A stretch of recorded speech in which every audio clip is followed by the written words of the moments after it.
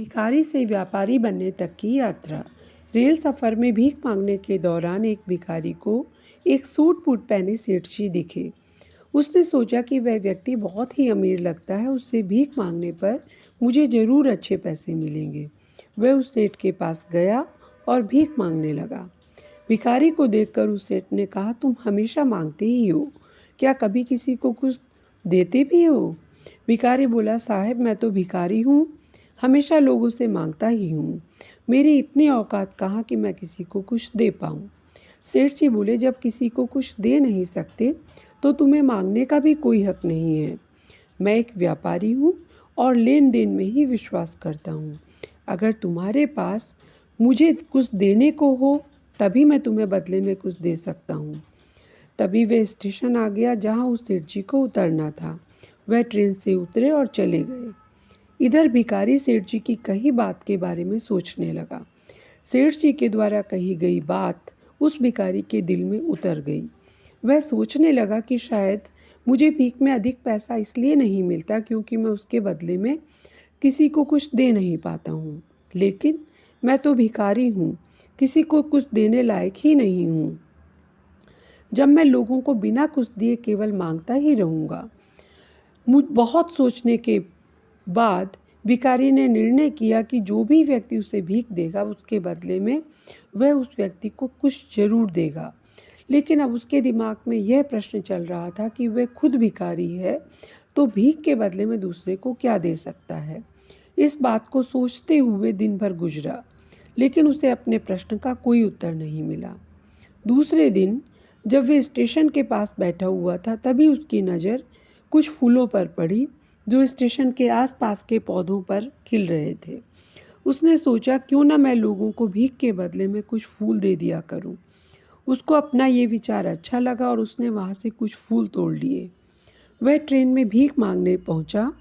जब भी कोई उसे भीख देता तो उसके बदले में भीख देने वाले को कुछ फूल दे देता और उन फूलों को देखकर लोग खुश हो जाते और अपने पास रख लेते। अब भिखारी रोज़ फूल तोड़ता और भीख के बदले उन फूलों को लोगों में बांट देता। कुछ ही दिनों में उसने महसूस किया कि अब उसे बहुत अधिक लोग भीख देने लगे थे। अब वह स्टेशन के पास सभी फूलों को तोड़ लाता था। जब तक उसके पास फूल रहते थे तब तक उसे बहुत से लोग भीख देते थे। लेकिन जब फूल बांटते बांटते ख़त्म हो जाते तो उसे भीख भी नहीं मिलती थी। अब रोज़ ऐसा ही चलता रहा। एक दिन जब वह भीख मांग रहा था तो उसने देखा कि वही सेठ ट्रेन में बैठे हैं जिसकी वजह से उसे भीख के बदले फूल देने की प्रेरणा मिली थी। वह तुरंत उन सेठ जी के पास पहुंचा और उनके पास जाकर बोला कि आज मेरे पास आपको देने के लिए कुछ फूल हैं, आप मुझे भीख दीजिए, बदले में मैं आपको फूल दूंगा। सेठ जी ने उसे भीख के रूप में कुछ पैसे दिए और भिखारी ने सेठ जी को फूल दे दिए। उस सेठ को ये बात बहुत पसंद आई। सेठ जी बोले, वाह क्या बात है, आज तुम भी मेरी तरह एक व्यापारी बन गए हो। इतना कहकर फूल लेकर सेठ जी स्टेशन पर उतर गए। लेकिन उस सेठ द्वारा कही गई बात एक बार फिर से भिखारी के दिल में उतर गई और वह बार बार सेठ जी के द्वारा कही गई बात को सोचने लगा। उसकी आंखें चमकने लगीं। उसे लगने लगा कि अब उसके हाथ सफलता की चाबी लग गई है जिसके द्वारा वह अपने जीवन को बदल सकता है। वह तुरंत ट्रेन से नीचे उतरा और उत्साहित होकर बहुत तेज आवाज़ में ऊपर आसमान की ओर देखकर बोला, मैं भिखारी नहीं हूँ, मैं तो एक व्यापारी हूँ। मैं भी उस सेठ जी जैसा बन सकता हूँ, मैं भी अमीर बन सकता हूँ। लोगों ने देखा तो सोचा कि शायद ये भिखारी पागल हो गया है।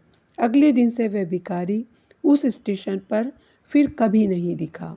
1 वर्ष के बाद इसी स्टेशन पर 2 व्यक्ति सूट बूट पहने हुए यात्रा कर रहे थे। दोनों ने एक दूसरे को देखा तो उनमें से एक ने दूसरे से हाथ मिलाया और कहा कि आपने मुझे पहचाना? सेठ जी बोले, नहीं तो, शायद हम लोग पहली बार मिल रहे हैं। भिखारी ने कहा, सेठ जी आप याद कीजिए, हम पहली बार नहीं बल्कि तीसरी बार मिल रहे हैं। सेठ जी ने कहा, मुझे याद नहीं आ रहा, वैसे हम पहले 2 बार कब मिले थे? अब पहला व्यक्ति मुस्कुराया और बोला, हम पहले भी 2 बार इसी ट्रेन में मिले थे। मैं वही भिखारी हूँ जिसको आपने पहली मुलाकात में बताया था कि मुझे जीवन में क्या करना चाहिए, और दूसरी मुलाकात में बताया था कि वास्तव में मैं कौन हूँ। सेठ जी बोले, ओह याद आया, तुम वही भिखारी हो जिसे मैंने एक बार भीख देने से मना कर दिया था और दूसरी बार मैंने तुमसे कुछ फूल खरीदे थे। लेकिन आज तुम सूट बूट पहने कहाँ जा रहे हो और आजकल क्या करते हो? सेठ जी, मैं वही भिखारी हूँ, लेकिन आज मैं फूलों का एक बहुत बड़ा व्यापारी बन चुका हूँ और इसी व्यापार के काम से दूसरे शहर जा रहा हूँ। आपने मुझे पहली मुलाकात में प्रकृति का नियम बताया था, जिसके अनुसार हमें तभी कुछ मिलता है जब हम दूसरे को कुछ देते हैं। लेन देन का यह नियम वास्तव में काम करता है। मैंने ये बहुत अच्छी तरह से महसूस किया है, लेकिन मैं खुद को हमेशा भिखारी ही समझता रहा। इससे ऊपर उठकर मैंने कभी सोचा ही नहीं था। और जब आपसे मेरी दूसरी मुलाकात हुई तब आपने मुझे बताया कि मैं एक व्यापारी बन चुका हूँ। अब मैं समझ चुका था कि वास्तव में मैं एक भिखारी नहीं बल्कि व्यापारी बन चुका था। मैंने समझ लिया था कि लोग मुझे इतनी भीख क्यों दे रहे हैं, क्योंकि वह मुझे भीख नहीं दे रहे थे बल्कि उन फूलों का मूल्य चुका रहे थे। सभी लोग मेरे फूल खरीद रहे थे क्योंकि इससे सस्ते फूल उन्हें कहाँ मिलते। मैं लोगों की नज़रों में एक छोटा सा व्यापारी बन चुका था, लेकिन अपनी नज़रों में अभी भी भिखारी बना हुआ था। आपके बताने पर मुझे समझ आ गया कि मैं व्यापारी बन चुका हूँ। मैंने ट्रेन में फूल बांटने से जो पैसे इकट्ठे किए थे, उनसे बहुत सारे फूल खरीदे और फूलों का व्यापारी बन गया। यहाँ के लोगों को फूल बहुत पसंद हैं और उनकी इसी पसंद ने मुझे आज फूलों का इतना बड़ा व्यापारी बना दिया। स्टेशन आने पर दोनों साथ साथ उतरे और अपने अपने व्यापार की बातें करते हुए आगे बढ़ गए। मित्रों, इस कहानी में हमें बहुत कुछ सीखने को मिलता है।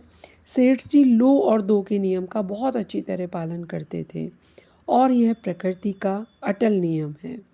अगर आपको कहानी अच्छी लगी हो तो चैनल को ज़रूर सब्सक्राइब करें। धन्यवाद।